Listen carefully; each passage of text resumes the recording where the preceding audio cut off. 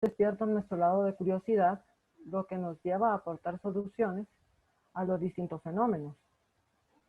La investigación científica se debe realizar en el ámbito académico de nivel superior como una actividad crítica, controlada y sistemática. La investigación científica tiene como finalidad describir y descubrir fenómenos, producir conocimiento y divulgarlos, y además producir nuevas teorías de las cuales puedan surgir nuevas investigaciones. Entonces, bueno, ¿por qué es importante investigar? Investigar promueve la comprensión básica del mundo, desarrolla procesos de pensamiento, estimula el interés por el conocimiento, y además el desarrollo humano está ligado en forma profunda a la ciencia y la tecnología.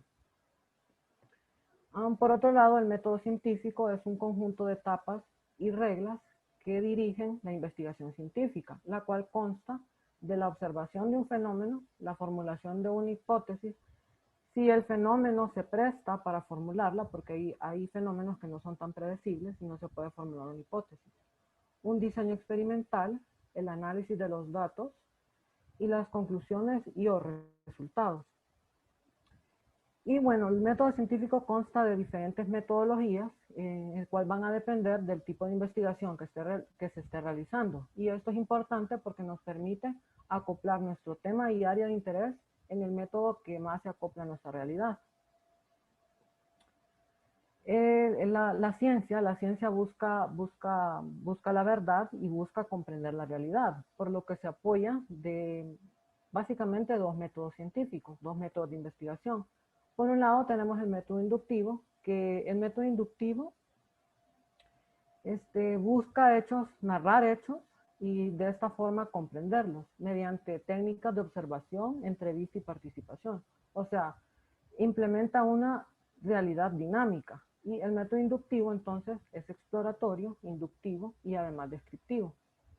Y por otro lado tenemos lo que es el método deductivo, que recoge y analiza datos cuantificables, al contrario del inductivo, que evita datos cuantificables, los busca, con el fin de buscar respuestas a los fenómenos que estudia. Entonces está orientado al resultado.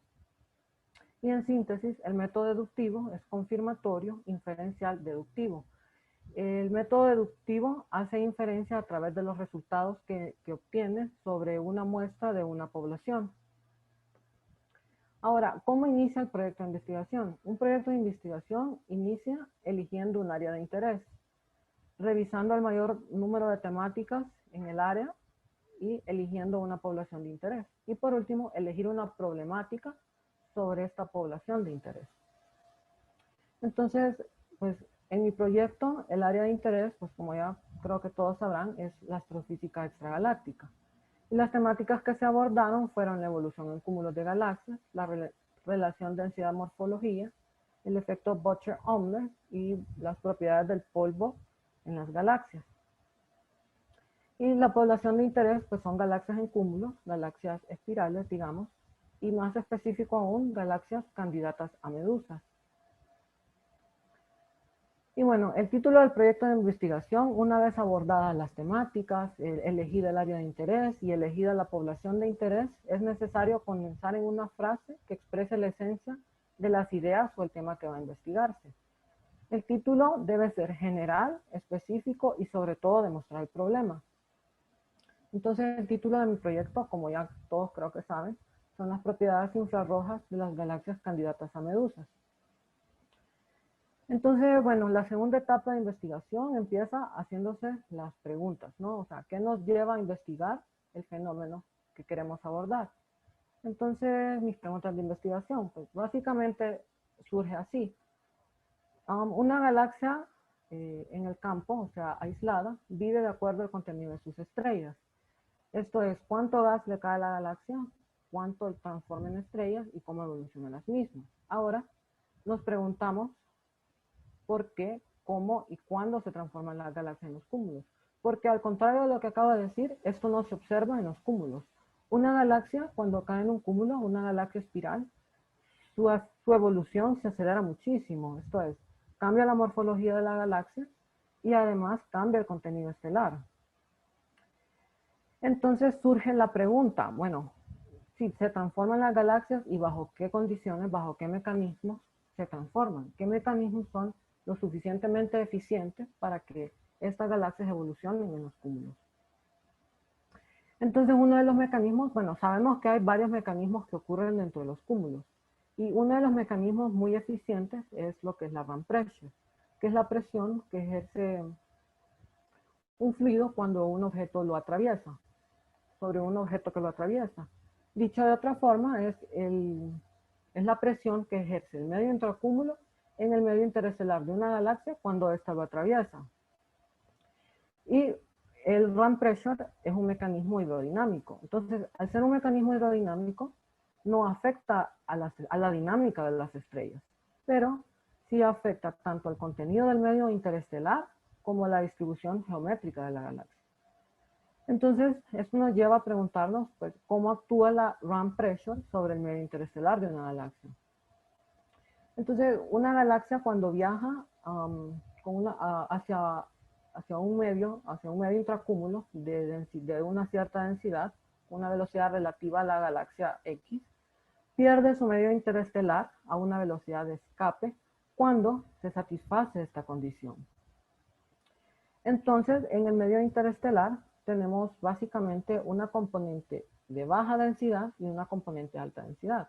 La componente de baja densidad pues, es el gas atómico que se encuentra a las afueras de la galaxia y además donde la gravedad es menor. Entonces, que esta condición se satisface, pues es muy probable que se satisfaga porque probablemente la densidad intracúmulo sea mayor a la densidad del medio interestelar de la galaxia, o sea, del gas atómico de la galaxia. Y por otro lado tenemos la componente de alta densidad, que es el gas molecular, con densidades típicas de 10 a la 5 partículas centímetros por centímetro cúbico. Y bueno, esta densidad es muy alta y esta condición entonces aquí en este caso no se satisface tan fácil. Además de la proximidad del gas molecular con el centro galáctico, ¿no? Entonces está ligado gravitacionalmente más fuerte que el gas atómico.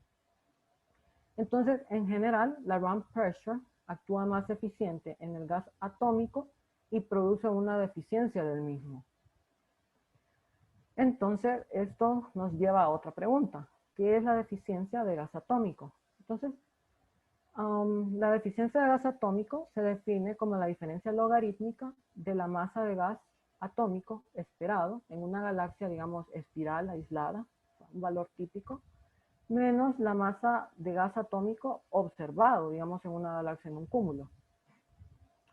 Y entonces aquí cito a ese trabajo de Fumagalli que encuentra valores para lo que son la deficiencia del gas atómico y la deficiencia del gas molecular. Entonces en la gráfica vemos que para valores de bajos, menores a 0.3 para la deficiencia de gas atómico, representada por esta línea punteada, y valores menores a 0.2 para la deficiencia de gas molecular, las galaxias son espirales, o sea, su contenido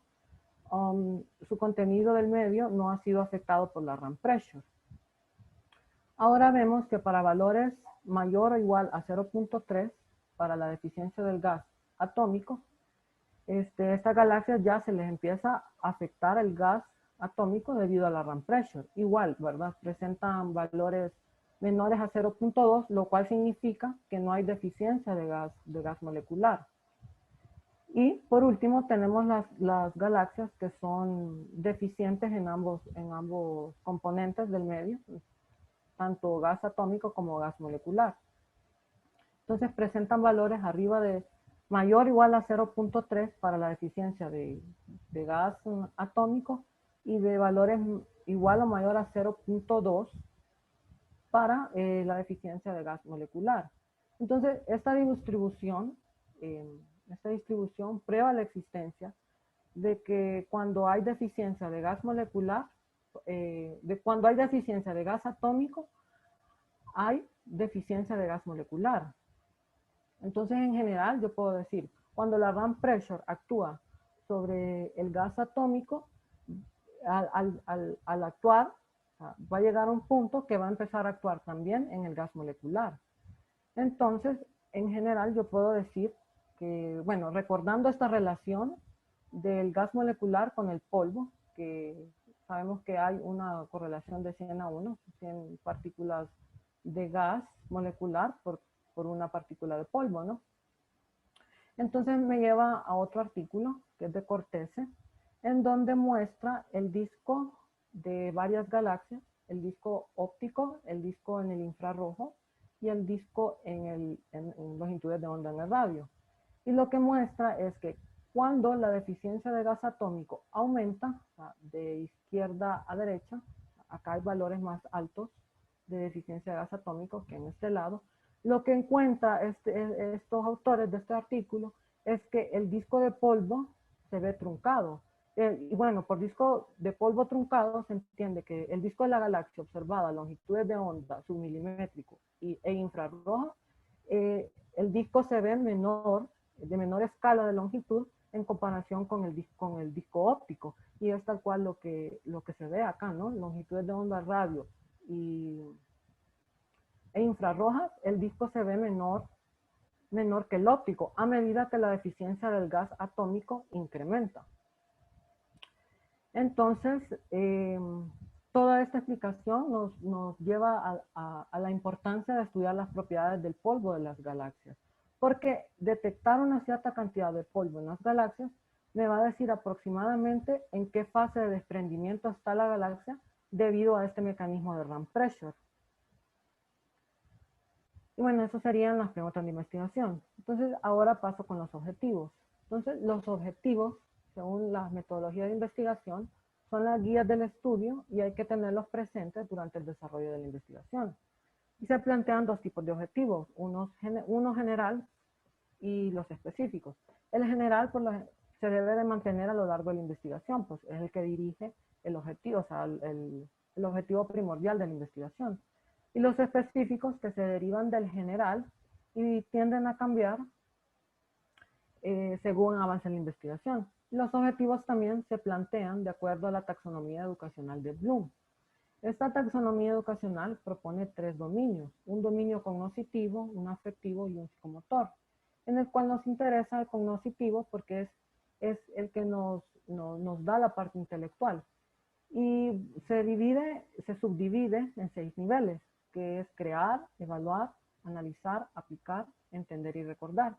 Y estos 6 subniveles básicamente nos dicen lo que nosotros debemos tener en cuenta con nuestros datos. Entonces, todo esto aplicarlo a los datos del estudio en investigación, ¿no? Y bueno, mis objetivos, mi objetivo general pues es la caracterización de las propiedades del polvo de las galaxias candidatas a medusas. Y por lo que acabo de decir, ¿no? La importancia es que me va a decir, detectar una cierta cantidad de polvo, me va a decir en qué fase de desprendimiento está la galaxia. Qué tanto ha actuado la Ram pressure sobre esta galaxia. Con la estimación de los parámetros del polvo, uno de ellos va a ser la masa del polvo de las galaxias. Y con este puedo estimar un valor aproximado de la masa de gas de la galaxia. También calcular la tasa de formación estelar oscurecida al evaluar la luminosidad en el infrarrojo. Y esto es importante porque sabemos que la tasa de formación estelar de una galaxia se calcula por lo general con la línea de emisión de H-alfa, o sea, fotones ópticos, ¿no? Y lo que se hace ahí es una corrección por el polvo. Pero el detalle es que hay nubes tan oscurecidas que no dejan escapar nada, que no dejan escapar ningún fotón óptico. Entonces, estos fotones se reemiten en longitudes de onda en el infrarrojo mediante estos mecanismos del polvo, ¿no? Entonces, por eso es importante calcular también la tasa de formación en el infrarrojo. Y el último objetivo que tengo también es extraer y comparar flujos en el infrarrojo siempre de galaxias en 2 cúmulos con redshift intermedio para la cual existen datos de espectroscopía integral. Y esto es muy importante porque para determinar si una galaxia es galaxia medusa, se debe de hacer estudios espectroscópicos, ¿no? Entonces, en este paso del proyecto de investigación, yo voy a calcular el flujo infrarrojo de galaxias ya no candidatas, sino miembros seguros como galaxia medusa, porque ya hay estudios previos que concluyen que sí están pasando por una fase temprana de RAM pressure y que sí son galaxias medusas. Entonces, comparar las candidatas con las que sí son medusas me va a permitir ver más o menos, por ejemplo, la cantidad de, comparar la masa, por ejemplo, la cantidad de masa de polvo que tienen comparadas con estos miembros que son seguros. Y por otro lado, pues el marco teórico, pues ¿cómo se inicia un marco teórico? Pues primero se hace la revisión de la literatura, de todas las temáticas que nos interesan, y bueno, implica detectar y obtener la bibliografía que sea útil para el propósito del estudio. Y pues debe contener teorías o modelos teóricos, definiciones conceptuales de las variables e investigaciones recientes. Entonces mi marco teórico está dividido en 4 secciones, ¿no? Las galaxias, que básicamente explicó qué son las galaxias, qué tipo de la clasificación morfológica, las secuencias de Hubble. Y por otro lado, bueno, los cúmulos y grupos de galaxias que se distinguen básicamente en el número de componentes que tiene cada uno. Mientras que un cúmulo tiene miembros arriba de 50, un grupo tiene miembros abajo de 50 miembros. Y bueno, algunas relaciones importantes que se ven dentro de los cúmulos es esta relación densidad-morfología, que se ve que las galaxias espirales cuando en el centro del cúmulo pues ya no hay muchas porque ahí el medio es muy denso y lo que se observa es básicamente galaxias elípticas o S0.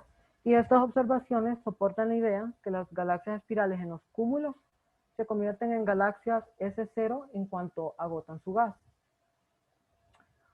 El diagrama color magnitud, una comparación entre el diagrama color magnitud del campo y de los cúmulos, en donde en el campo estaba gobernado por galaxias azules, galaxias espirales, y muy pocas galaxias de la secuencia roja. Y por el contrario, en los cúmulos está básicamente dominado por las galaxias de secuencia roja o elípticas, ¿no? El efecto Butcher-Umler, que el efecto Butcher-Umler me dice que existe una relación entre redshift del cúmulo y la morfología. Y lo que se observa es que en los cúmulos cercanos, o sea, de redshift bajo, pues están gobernados sobre todo de galaxias elípticas y que su concentración central es baja en galaxias espirales. Por el contrario de los cúmulos a alto redshift, que la concentración central es un poco mayor de galaxias espirales. Y bueno, también expongo los ambientes en los cúmulos, que algunos son harassment, que son interacciones rápidas entre galaxias, los mergers, y estas interacciones hacen que las galaxias pierdan gas y además cambien la morfología. Los mergers, que son prácticamente colisiones entre galaxias, starvation o estrangulación, que es cuando el cúmulo colapsa, despoja a la galaxia del halo de gas, y de esta forma la galaxia, lo que se denomina quench galaxy, que se detiene en su formación estelar. Y por último, el RAM pressure stripping, que es el mecanismo que involucra este estudio. Entonces, para que la RAM pressure stripping ocurra, la presión del medio intracúmulo debe superar la fuerza restauradora gravitacional de la galaxia, de tal forma que la despoja del gas formando colas de gas ionizado, que son características de las galaxias medusas. Tienen colas de gas ionizado y este gas ionizado se produce por el choque, ¿no? Por el choque entre el gas intracúmulo, por el medio intracúmulo, perdón, y por el medio interestelar de la galaxia. Y estas colas comprenden hasta 150 kiloparsecs de largo. Y por último el polvo, que es creo que la parte más importante del proyecto. El polvo es de vital importancia en la astrofísica del medio interestelar, comprende el 1% del medio. Las propiedades del polvo son más o menos iguales en todas las galaxias. Esto es cuando digo todas las galaxias, es cuando hay todas las galaxias de un mismo tipo morfológico y de una misma masa. Y además, el polvo es un buen catalizador de hidrógeno molecular. Sabemos que las regiones de formación estelar son ricas en hidrógeno molecular y además están rodeadas de polvo. Entonces, bueno, esta imagen nos muestra que la molécula de hidrógeno molecular básicamente se adhiere a un grano de polvo y cuando la radiación ultravioleta llega, o sea, le sirve como un escudo protector a la molécula de hidrógeno y no la disocia. En cambio, acá, o sea, si el fotón ultravioleta le llega al hidrógeno molecular, pues obviamente lo disocia, ¿no? Entonces, básicamente el polvo le sirve al hidrógeno molecular como escudo protector. Por otro lado, tenemos que la emisión del polvo en el lejano infrarrojo son estos granos de polvo medianos, digamos, en tamaño, en donde absorben fotones ultravioleta y ópticos y tienen la capacidad térmica para redistribuir la energía y alcanzan una temperatura de entre 20 y 30 Kelvin. Y por otro lado tenemos la emisión del polvo a longitudes de onda menores, entre 3 y 30 micras. Y esta emisión es porque el grano de polvo es tan pequeño que no tiene la capacidad térmica para redistribuir la energía en los diferentes grados de libertad, por lo que se calienta muchísimo hasta de 1000 Kelvin. Y ya arriba de 1000 Kelvin, pues la radiación ultravioleta pues ya es capaz de disociar las moléculas de los granos de polvo. Entonces la emisión de polvo, por eso, a 24 micras es un buen trazador de formación estelar. Y ahora tenemos lo que es la metodología. Las variables, primero las variables suelen ser cambiantes, pueden asumir más de un valor, pueden definirse y evaluarse de acuerdo con el propósito de la investigación. Entonces, por un lado tenemos lo que son la variable independiente, que cambia o es controlada para estudiar sus efectos en la variable dependiente.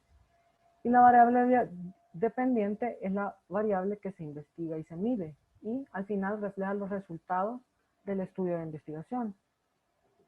Entonces las variables en mi proyecto son, la variable independiente son las longitudes de onda en el infrarrojo, son 5 bandas, y las variables dependientes son el flujo de emisión en el infrarrojo, la masa del polvo, la temperatura del polvo y el índice de emisividad del polvo. Y bueno, la muestra es un subconjunto de los miembros de una población, mientras que la población comprende todos los miembros de un grupo. O sea, que por ejemplo mi población son galaxias en los cúmulos. Y mi muestra van a ser esas galaxias que son candidatas a medusas. Y tenemos dos tipos de muestreo, el probabilístico y el no probabilístico. Ahora, mi población de galaxias salen de básicamente 3 surveys, que son WINGS, que WINGS es un survey que estudia 76 cúmulos de galaxias en redshift de 0.04 a 0.07, universo local, que fueron elegidos en base a su luminosidad en los rayos X, ¿no? Por otro lado, Omega WINGS es una extensión del survey WINGS, en donde estudia 46 de los cúmulos de galaxias de WINGS y lo que los diferencia es su campo de visión. Mientras WINGS tiene un campo de visión de 34 arcominutos por 34 arcominutos, Omega WINGS lo cuadriplica con un campo de visión de 1 grado cuadrado. Y por último, PM2GC, que es un survey de galaxias en el campo y galaxias en medios de baja masa. Y bueno, los que nos interesan pues son las galaxias que se encuentran en los grupos, ¿no? Ahora, en base a estas 3 muestras surge la muestra de Poggianti, que es la muestra de galaxias que con la que sí estoy trabajando. Entonces, la muestra de Poggianti hizo una inspección visual de imágenes en la banda B y V de WINGS, Omega WINGS y PM2GC, con el fin de encontrar evidencia óptica que sugiriera despojos de gas, o sea, un RAM pressure stripping. Y la evidencia óptica lo que muestra son rastros de cola, que son características de las galaxias medusas, las morfologías asimétricas, de igual forma, también son muy características en las galaxias medusas, y una distribución de regiones de formación estelar, que esto es cuando el medio intracúmulo choca con el medio interestelar, produce formación estelar. Y esta es la primera consecuencia de la RAM pressure, ¿no? La formación estelar. Y algunas de las características de la muestra de Poggi-Anti son el número de candidatos por cúmulo en cuanto a su dispersión de velocidades, la luminosidad en los rayos X y el redshift. Y por otro lado, la distribución de estas galaxias en los cúmulos, y como es de esperarse, la mayoría de las galaxias se encuentra a la mitad de los cúmulos. Y digo esto porque, o sea, para que haya RAM pressure stripping, o sea, el medio debe ser lo suficientemente denso, pero no tan denso, porque entonces ahí es donde ya se despoja de todo el gas, la galaxia. Entonces, si el medio es muy denso, pues me espero que hayan sobre todo galaxias elípticas y no galaxias medusas. Y tampoco que el medio sea muy poco denso, porque entonces no le hace nada a la galaxia. Entonces, esto cumple todos estos efectos de los que ya vengo hablando, ¿no? Ahora los datos, pues son datos observacionales tomados de dos instrumentos del telescopio espacial Herschel a 5 diferentes longitudes de onda, 250, 350, 500 para Spire y 100 y 160 para PAX. Y aquí quiero recalcar algo, que por ejemplo a 500 micras ya la emisión es algo tenue. Entonces cuando la emisión es algo tenue, se toma un criterio para identificar estas fuentes. Y lo que se hace es calcular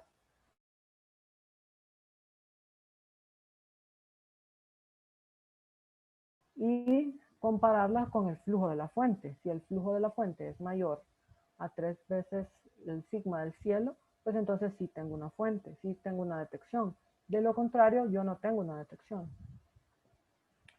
Y bueno, estos datos observacionales los estoy ajustando a un modelo de cuerpo negro modificado para obtener los parámetros del polvo, que son la masa, la temperatura y el índice de emisividad. Y en estos tres artículos utilizan este mismo modelo para obtener parámetros del polvo de diferentes muestras de galaxias. Y esto es una parte muy importante de la metodología de investigación, que es basarse en el trabajo que otros ya han realizado. Y pues en la literatura se encuentran hasta más. Yo cité estos porque estos son los que yo he estado utilizando. Y por último, la estadística. La estadística puede ser descriptiva o inferencial. La estadística descriptiva resume la información de una muestra. Puede ser univariada, bivariada o multivariada, dependiendo de la cantidad de variables que se utilicen. Y además refleja los resultados mediante gráficos y tablas. Y tenemos la estadística inferencial, que analiza y estudia los datos de una población a partir de una muestra extraída, que es precisamente lo que estoy utilizando yo. Tengo una población de galaxias en cúmulos y extraigo una muestra de galaxias candidatas a medusa. Y se divide en paramétrica y no paramétrica. La paramétrica se utiliza cuando se conoce la distribución de los datos, mientras que la no paramétrica cuando no se conoce la distribución de los datos. La paramétrica puede ser, por ejemplo, una distribución normal. Entonces, ahora el bootstrap es la técnica estadística que yo estoy utilizando. Entonces, es una técnica estadística inferencial paramétrica. Y lo que hace es utilizar un conjunto de datos observados para definir el conjunto de datos hipotéticos. Y cuantifica la incertidumbre, por ejemplo, mediante un histograma. Entonces, ¿cómo funciona? Lo que hace es tomar una muestra de tamaño n, extrae una muestra de los datos de esta muestra de tamaño n original y la reemplaza del mismo tamaño y la replica x veces, la cantidad de veces que uno desee. Y esto lo hace de forma aleatoria y evalúa la estadística de los parámetros de la población. O sea, el bootstrapping no crea nuevos datos, sino que trata la muestra original como un proxy a la población real y luego extrae muestras aleatorias.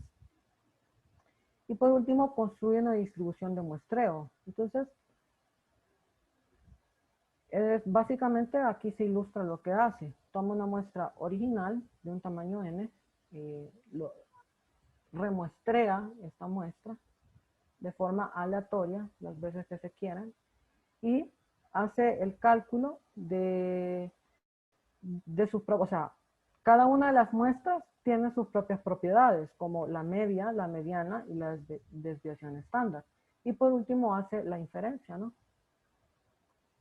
Entonces aquí se puede ver lo que hace el bootstrapping. Toma una muestra y la remuestrea las veces que se desean. Entonces, cada vez que hace un remuestreo, ya la muestra toma sus propiedades propias, ¿no? O sea, toma una, o sea, tiene una media, mediana y desviación estándar para cada muestra diferente la una de la otra. Entonces les quiero mostrar cómo se ve reflejado esto en mi trabajo. Entonces aquí, por ejemplo, lo que hago yo es de mis datos observacionales, que son el flujo de emisión, que lo que hago con el bootstrapping es de manera aleatoria de esta muestra de flujos, del arreglo de flujos, crea un nuevo arreglo aleatorio de flujos y calcula los diferentes parámetros para cada muestra, o sea, para cada remuestreo de forma aleatoria. Y aquí se ve, ¿no? O sea, cada vez que corro mi código en Python, me arroja diferentes muestras. Y pues no sé si lo logran ver que todos van cambiando y este de acá, que es el ajuste, pues cambia muy poco. Entonces esto me dice que está encontrando diferentes valores que se ajustan bien a los datos observados. O sea, es lo que decía, ¿no? Que los datos hipotéticos se ajustan bien a la muestra original.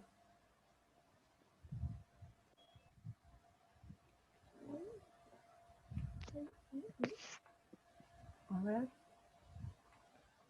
Ay, no puedo. En un momento que está trabado esto.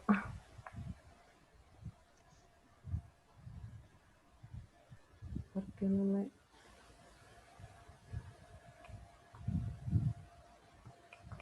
No sé qué le pasa. Voy a dejar de compartir y volver a compartir a ver si eso ayuda. Ok.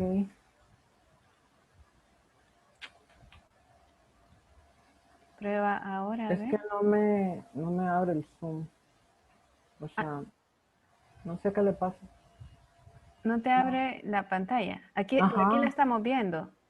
¿Qué es lo que necesita, Ingrid? ¿Se le trabó el qué?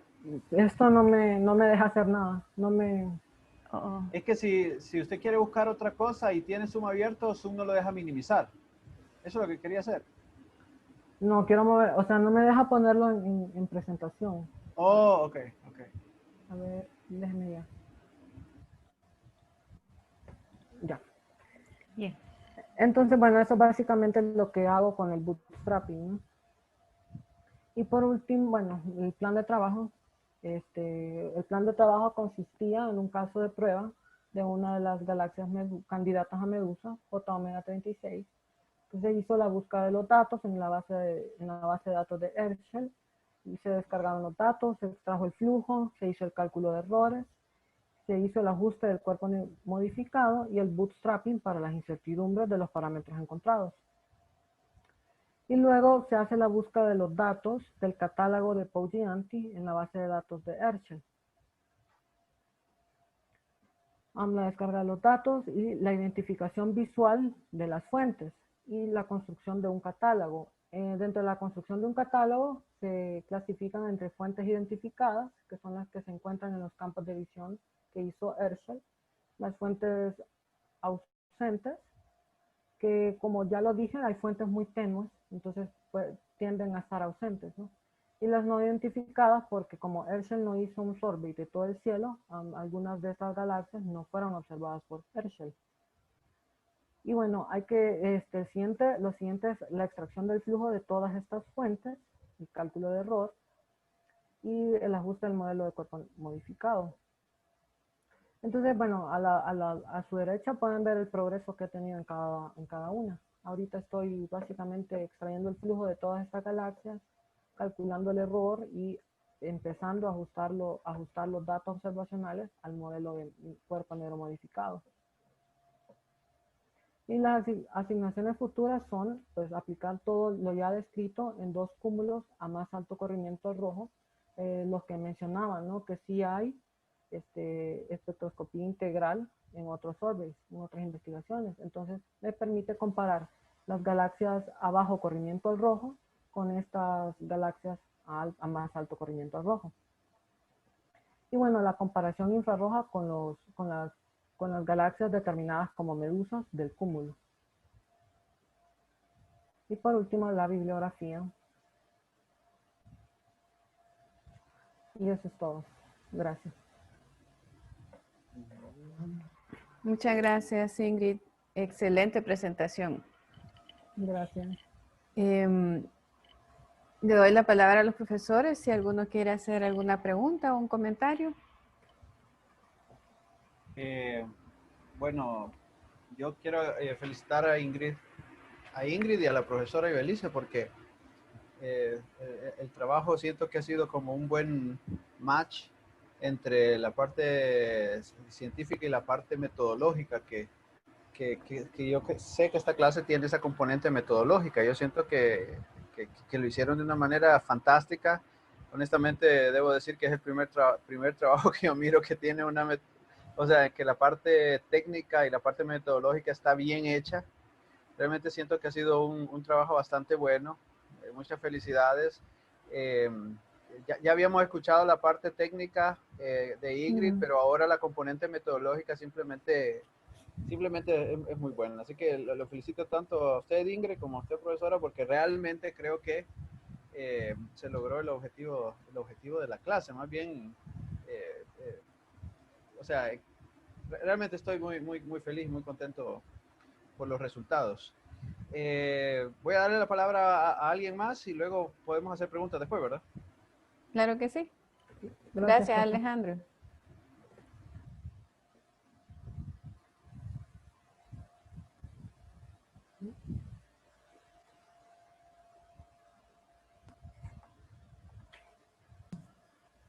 Buenas tardes, soy Jesús, por si no me reconocen la voz todavía, porque durante la cuarentena he hablado poco, pero siempre he estado presente en todas las reuniones que se han desarrollado.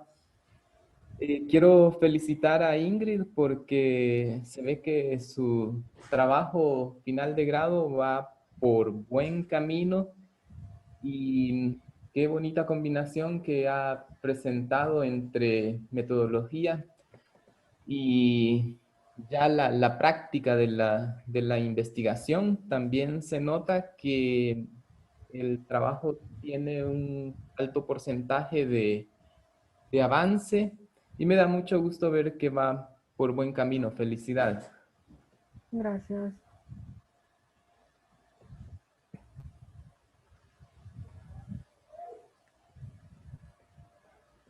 ¿Alguien más quiere comentar algo?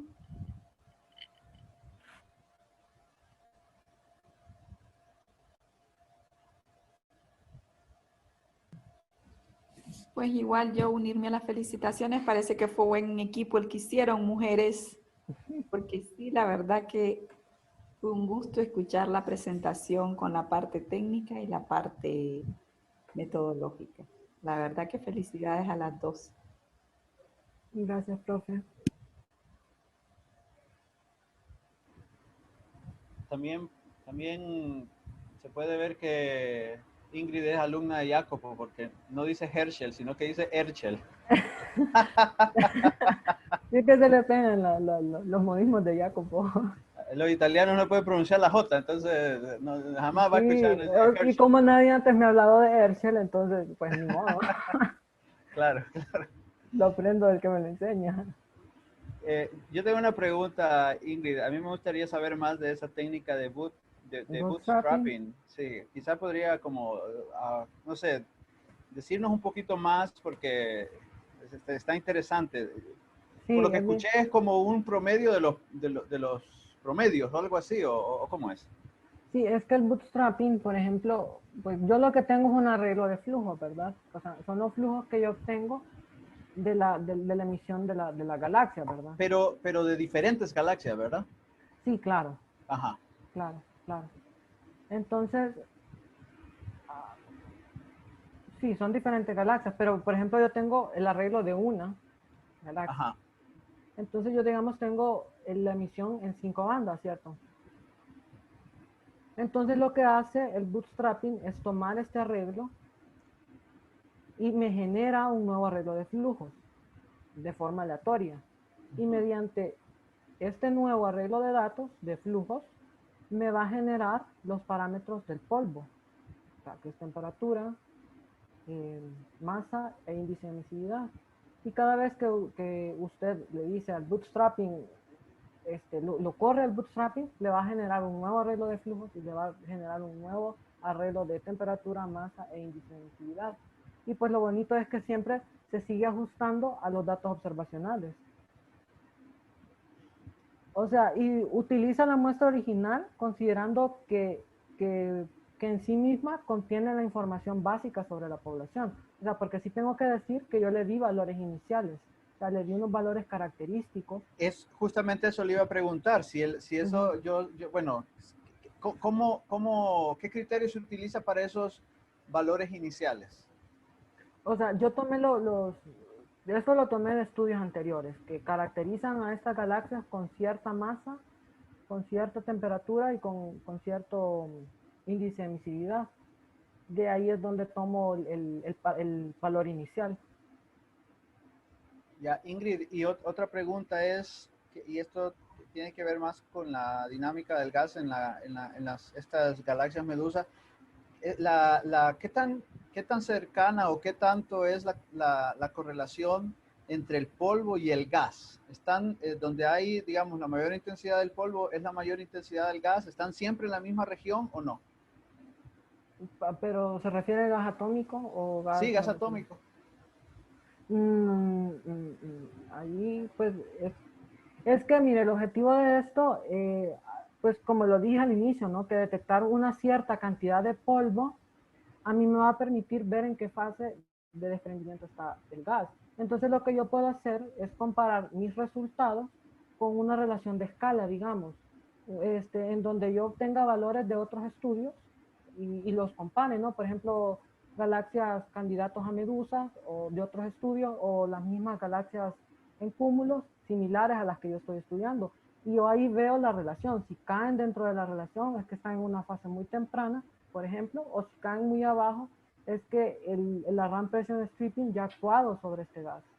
Y pues de repente ya también está actuando en el polvo. Correcto, entonces se asume que en donde está el gas está el polvo, que es una asunción bastante general, pero no siempre se cumple.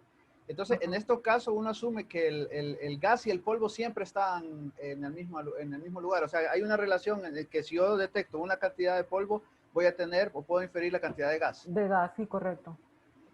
Ok.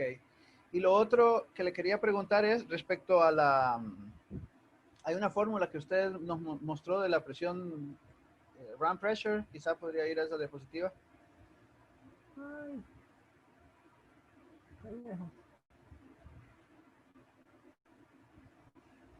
Esta, ya la pasó.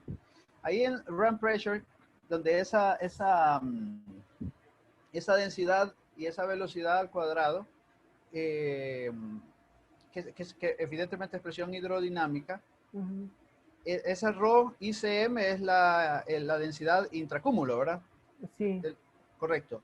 ¿Existe algún tipo de densidad crítica para la cual la ramp pressure ya no sea significativa para la evolución de estas galaxias?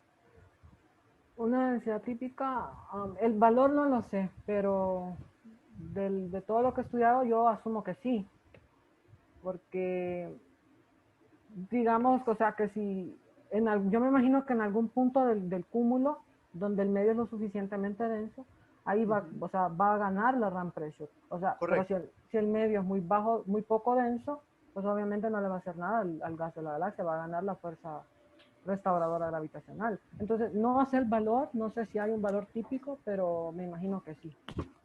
Ok. Bueno, de pronto que sería interesante, ¿verdad? Sí. Si no lo ha pensado, pues tal vez apuntarlo para... Sí, sí, claro. Para, para investigar, porque me parece que es un parámetro importante, ¿verdad? O sea, ¿qué densidad crítica vuelve una RAM pressure significativa y qué no, ¿verdad? Porque de hecho ese es este es el, ¿cómo se llama? El espíritu de la investigación. Sí. Ok, voy a dejar que alguien más pregunte. Se le debo la respuesta, pero... Correcto. Ok, pero me parece que es una pregunta interesante y que quizás para terminar, aquí se está despreciando la presión de gas que hay en el medio también, supongo. Sí. O sea, la presión de gas se ve completamente superada en todos los casos por la round pressure, supongo. Sí, sí, claro. Ok, gracias, Ingrid. Okay.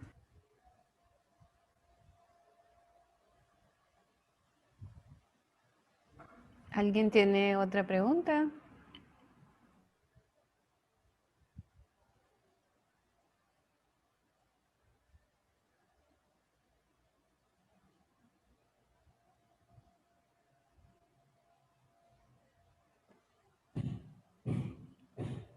Si no hay más preguntas, entonces le agradecemos a Ingrid. Realmente fue una delicia ver esta presentación, ver Gracias. cómo se integró la metodología con el trabajo, los avances del trabajo, que fueron excelentes.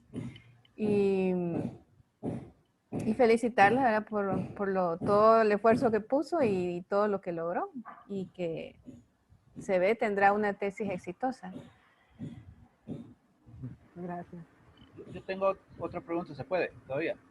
Claro que sí, Alejandro. Ingrid, no sé si usted lo ha leído o quizás en alguna de los papers que le ha tocado leer, que yo sé que ha tenido que leer muchos papers. Aquí se habla de una excitación de la tasa de formación estelar debido al RAM pressure, ¿verdad? Sí. Ahora, ¿existe algún tipo de caso en el que se inhiba la excitación, la formación estelar, debido a que esta RAM pressure se convierte finalmente en energía cinética del gas y el gas no sea lo suficientemente eficiente enfriando como para hacer formación estelar? ¿O no hay casos? ¿O no lo mencionan los papers? Hasta ahora no he leído. Creo que tiene que ver con el quenching, Ingrid. El enfriamiento.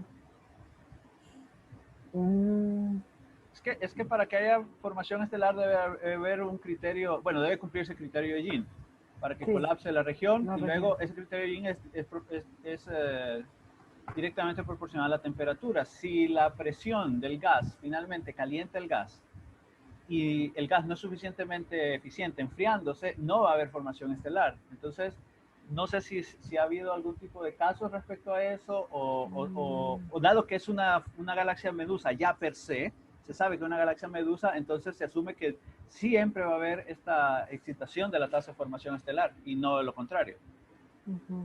No, de momento yo no he leído, no sé, en realidad no sé, pero yo no he leído hasta ahora. Ok. Bueno, gracias, ya no tengo más preguntas. Gracias, Alejandro. Sí, claro, como no es el tema precisamente, ella está enfocada ya a las galaxias que son candidatas y algunas casi es, bueno, lo que se trata es de confirmar, ¿verdad? Si son galaxias medusas. Sí.